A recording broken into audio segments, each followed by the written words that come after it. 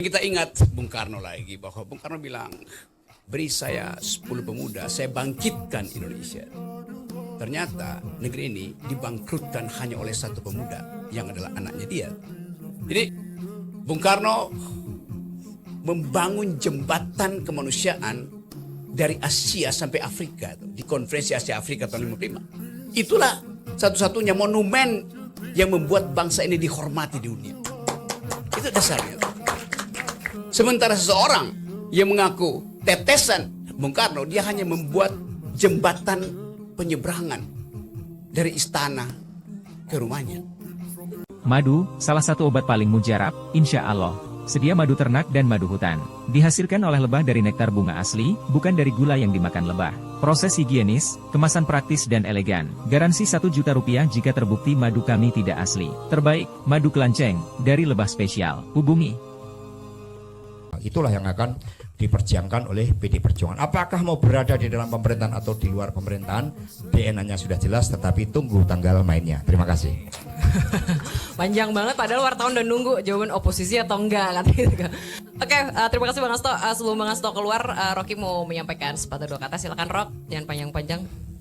Oke, terima kasih. Kita dengar satu ungkapan yang datang dari it's come from, dari hati seseorang yang selama ini memendam kepedihan karena partainya justru dirusak oleh kadernya sendiri. Kan itu sesuatu yang sangat eksistensial, goresan di situ tuh. Dan kita ingat Bung Karno lagi, bahwa Bung Karno bilang, beri saya 10 pemuda, saya bangkitkan Indonesia. Ternyata negeri ini dibangkrutkan hanya oleh satu pemuda, yang adalah anaknya dia. Jadi tadi Salsa mulai dengan kebangkitan dan kebangkrutan. Satu dialektika yang bagus sekali untuk memulai evaluasi. Jadi saya terima kasih Pak Hasto mau berbagi dengan cara yang sangat terstruktur. Mengucapkan kritik tapi dengan cara yang terukur. Itu yang kita inginkan. Dan hari ini 20 Mei tetap kita akan ingat itu sepanjang masa, hal-hal yang baik dari bangsa ini. Bung Karno membangun jembatan kemanusiaan dari Asia sampai Afrika di konferensi Asia Afrika tahun 55. Itulah satu-satunya monumen yang membuat bangsa ini dihormati di dunia. Itu dasarnya. Saya pergi ke Eropa Timur semester lalu dan orang masih bicara tentang 25 April 1955, yaitu konferensi Asia Afrika. Jembatan kebudayaan, jembatan keadilan, jembatan kemanusiaan dibuat oleh Bung Karno dari Asia menembus Afrika.